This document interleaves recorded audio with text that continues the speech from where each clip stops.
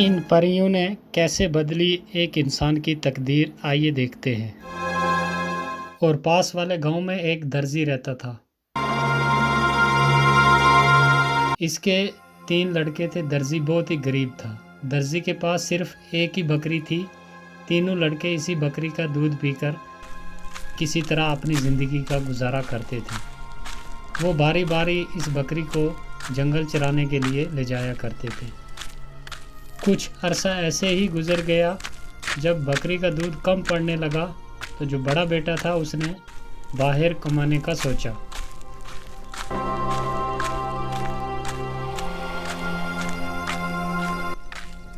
फिर वो बाहर कमाने के लिए चला जाता है। वो चलता रहा।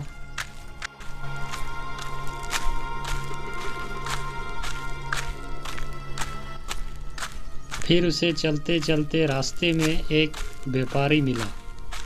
व्यापारी ने लड़के से पूछा, अरे भाई ज़रा सुनो तो, कहाँ जा रहे हो तुम?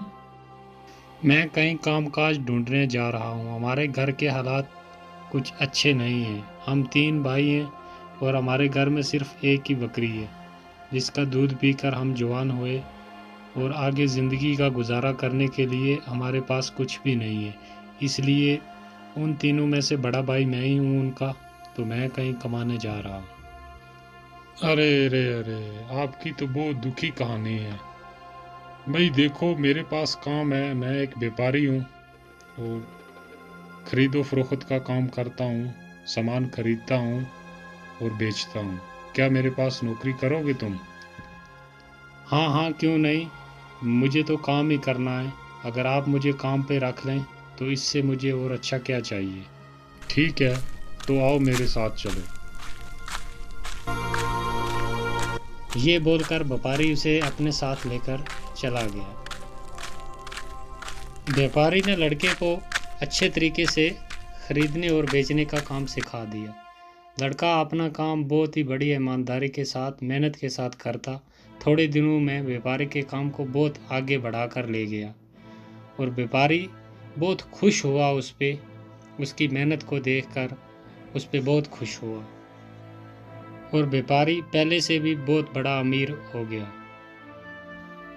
जब काम करते करते कई वर्ष गुजर गए तो एक दिन लड़के ने व्यापारी से कहा, मालिक मुझे छुट्टी चाहिए कुछ दिन के लिए। मैं अपने घर जाना चाहता हूँ।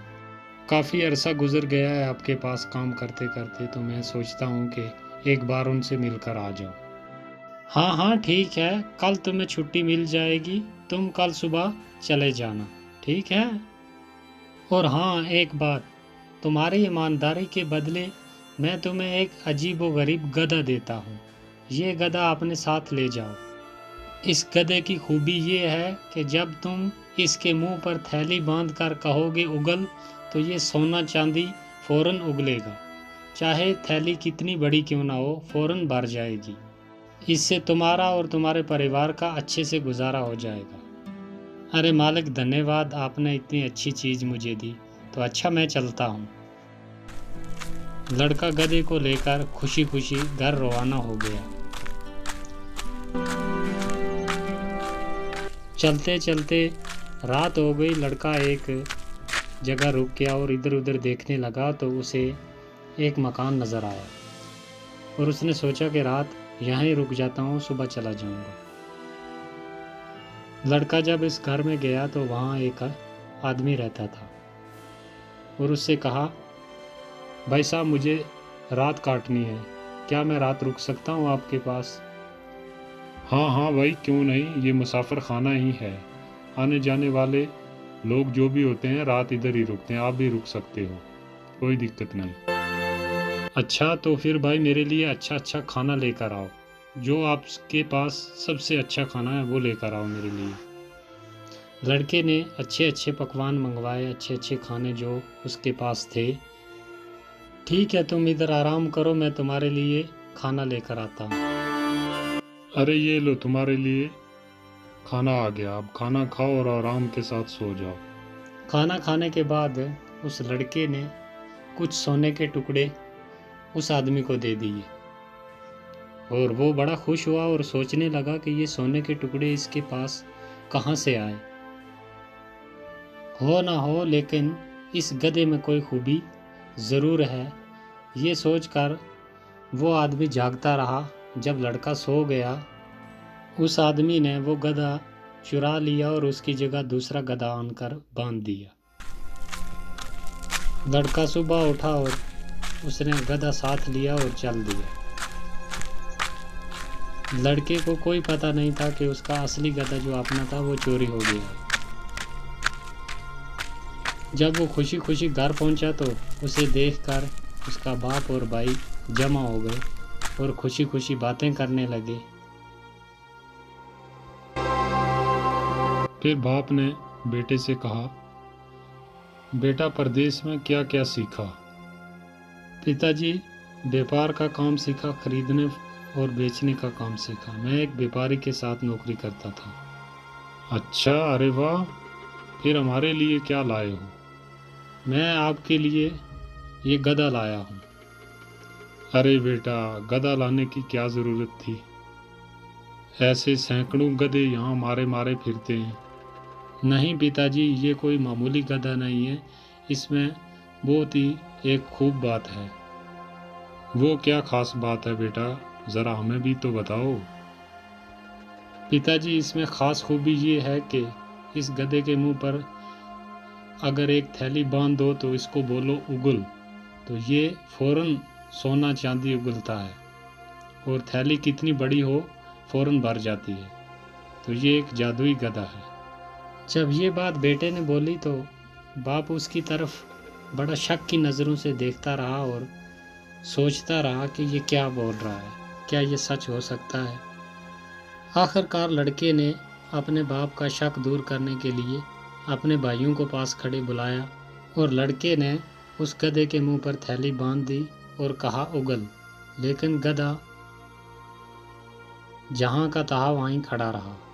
लड़के ने कई बार बार कहा कि उगल, लेकिन नतीजा कुछ भी ना निकला। थैली जैसे ही खाली थी वैसे की वैसे ही रही और गधा चुपचाप खड़ा रहा। और लड़के की समझ में आ गई बात कि जहाँ मैं रात ठहरा था उस आदमी ने ज़रूर उस गधे मेरे को चोरी कर लिया और उसके बदले मुझे ये दूसरा गधा दे दिया। और लड़का बाप के और भाइयों के सामने बहुत शर्मिंदा हुआ।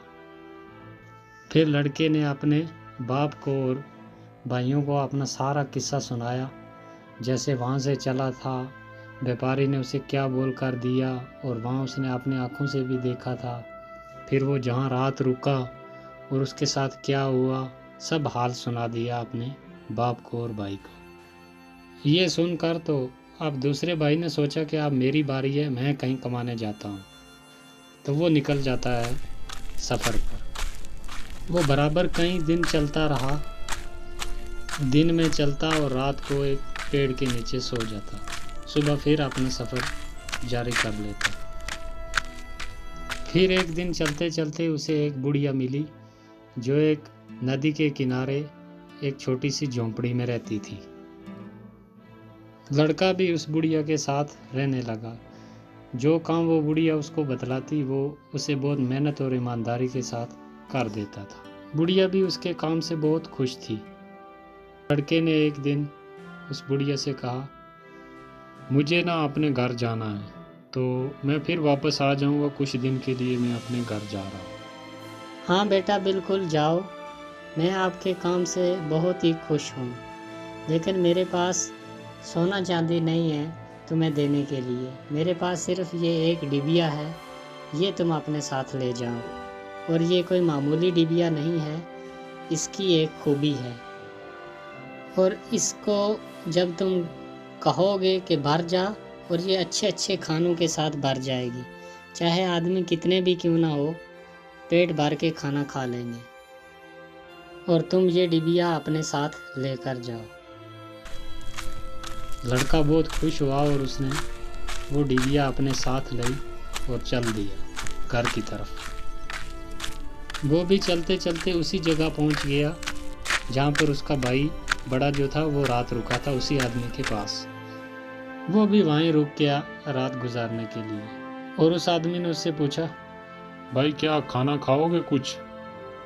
अरे नहीं भाई, तुम तकलीफ मत करो, मैं तुम्हें खाना खिलाता हूँ, मेरे पास बहुत खाना है। तुम्हारे पास तो कुछ भी नहीं है, तुम कहाँ से खाना खिलाओगे? लड़के ने अपने पास से वही डिबिया निकाली और जैसे बुढ़िया ने बोला था वैसे ही उसने बोला जब, तो वो एकदम भर गई अच्छे अच्छे खानों से। तो जब दोनों ने मिलकर खाना खाया तो उस आदमी की फिर नज़र बदल गई। उसने कहा कि ये डिबिया मामूली नहीं, ये कोई ख़ास डिबिया है, और वो उसे छुपाने की तरकीब सोचने लगा। लड़का काफ़ी थक चुका था, खाना खाने के बाद वो सो गया, लेकिन वो आदमी जागता रहा। वह असली वाली डिबिया जो थी वो उसने चुरा ली और उसकी जगह वैसे की वैसे ही एक डिबिया रख दी। और लड़का उठा और सुबह अपनी डिबिया साथ ली और घर की तरफ चल दिया। चलते चलते वो भी खुशी खुशी जब घर पहुंचा तो उसे भी बाप भाई देखकर बहुत खुश हुए, क्योंकि वो भी कई बरस के बाद वापस आया था। फिर ढेर सारी बातें की, सफ़र में क्या कुछ हुआ सब एक दूसरे के साथ बात की उसने। आखिर उसने अपनी उस डिबिया की खूबी जो थी वो बताई कि इसकी ये खूबी है, ये मामूली नहीं है, ये बहुत ख़ास डिबिया है। तो बाप ने सुनकर इनकार कर दिया कि ये भी गधे की तरह ऐसे ही निकलेगी, तुम भी बड़े भाई की तरह ऐसे ही झूठ बोल रहा है। और फिर वही हुआ जो गधे के साथ हुआ था, क्योंकि गधा भी असली नहीं था और ये डिबिया भी असली नहीं थी। तो देखकर बहुत ही परेशान हुए वो, और उसने भी अपने भाइयों से और बाप से अपना सारा किस्सा कह सुनाया, जो उसके साथ रास्ते में हुआ, कैसे बुढ़िया ने दी रात, कहाँ रुका, तो सब हाल सुना दिया। फिर तीसरा भाई सफ़र पर निकला। अब कहानी का मोड़ आया असली। लड़का एक मैदान से गुजर रहा था। असल में ये मैदान परियों का था। रंग बिरंगे फूल चारों तरफ खिले हुए थे, हरी हरी घास सब्ज मखमल की तरह फैली हुई थी, बीच बीच में नदियाँ भी बह रही थी और हवा खुशबू में बसी हुई थी। लड़का थोड़ा आराम करने के लिए ठहर गया वहाँ पर। हवा की मस्त खुशबू ने आँखों में नींद भर दी और वो जल्दी ही एक फूल के नीचे सो गया। लड़का अभी सोया ही था कि नीलम परी जो उस फूल पर रहती थी वो उतरी और लड़के को हवा में उड़ा ले गई। दूसरे दिन लड़के ने अपने आप को बहुत ही घने जंगल के बीच पाया। वो कहाँ है या कैसे आया, अभी इन बातों को सोच ही रहा था कि सारा जंगल तरह तरह की आवाज़ों से गूंज उठा और देखते ही देखते एक लाल रंग की रोशनी पूरे जंगल पर फैल गई। और लड़का बहुत परेशान हुआ और बार बार सोचा, लेकिन उसे कुछ समझ ना आया। इतने में उसके कानों में एक बहुत जोरदार आवाज़ आई और फिर से सारा जंगल नीले रंग में रंग गया। उस आवाज़ को सुनकर लड़का घबरा गया और एक तरफ भागा। उसके भागने पर जंगल की सब परियां हंस पड़ी। दरअसल बात यह थी कि परियां लड़के के साथ खेल रही थीं। जब परियों का खेल खत्म हो गया तो नीलम परी उस लड़के के पास आई और लड़के को बोली, तुम हमारे मैदान में क्या कर रहे हो? मुझे नहीं मालूम था कि मैदान आपका है। यहाँ आना मना है क्या? अब दोबारा कभी भूल कर भी नहीं आऊँगा। क्यों, मैदान पसंद नहीं आया क्या? नहीं नहीं, वो बात नहीं। मैदान तो मुझे बहुत पसंद है, लेकिन जंगल मुझे पसंद नहीं। क्यों, डर लगता है जंगल में क्या? जी हाँ, बहुत डर लगता है। ओह, ये बात है। अच्छा, तो अपनी आंखें बंद करो कुछ देर के लिए। और इधर लड़के ने जैसे ही अपनी आंखें बंद करी, नीलम परी ने अपना आंचल लहराया और सारा जंगल जो था वो मैदान में तब्दील कर दिया। और लड़के ने आंखें खोली और उस मैदान को देखकर उसकी जान में जान आई। और फिर जब लड़के को थोड़ा होश आया तो फिर नीलम परी ने उससे पूछा, तुम कौन हो और कहाँ जा रहे हो? यहाँ तक कैसे पहुँचे? फिर लड़के ने सारा किस्सा सुना दिया कि हम ऐसे ऐसे 3 भाई हैं, उनके साथ ऐसे धोखा हुआ। पहले के साथ उसका गधा चोरी कर लिया, फिर दूसरे भाई की डिबिया चुरा ली, तो अब मैं वो वापस लेने जा रहा हूँ। परी ने ये सुनकर अपनी छड़ी हिलाई और वहाँ पर जिन को बुला लिया। क्या हुक्म है मेरी मलका? मैं हाजिर हूँ, आप हुक्म कीजिए, मेरे लिए क्या हुक्म है?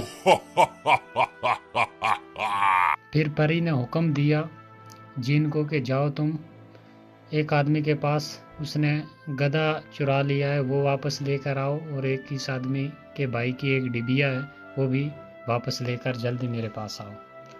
तो जिन हुक्म पाते ही वहाँ से उड़ गया। यहाँ कुछ ही देर गुजरी थी कि जिन वापस हाजिर हुआ। उसने वो गधा भी और वो डिबिया भी, दोनों चीज़ें वापस लेकर आ गया। परी ने लड़के को कहा कि ये अपना गधा और ये डिबिया भी ले जाओ, और मेरी तरफ से ये एक डंडा भी अपने साथ ले जाओ। और परी ने कहा कि जब कोई तुम्हारा दुश्मन आ गया तो इस डंडे को हुक्म देना, फिर ये डंडा उस आदमी की पीठ पर बहुत खूब नाच दिखाएगा और इतना मारेगा ये डंडा उस आदमी को कि वो आदमी फौरन वहीं बेहोश हो जाएगा। लड़का अपनी सब चीज़ें साथ लेकर घर जाने के लिए जब तैयार हुआ तो नीलम परी ने जिन को हुक्म दिया कि इस लड़के को बाहिफाजत इसके अपने घर तक पहुंचा कर आओ, ये तुम्हारी जिम्मेदारी है। और जिन ने हुक्म सुनते ही सारा सामान उठाया और लड़के को अपने हाथ पर बिठाकर हवा में उड़ गया।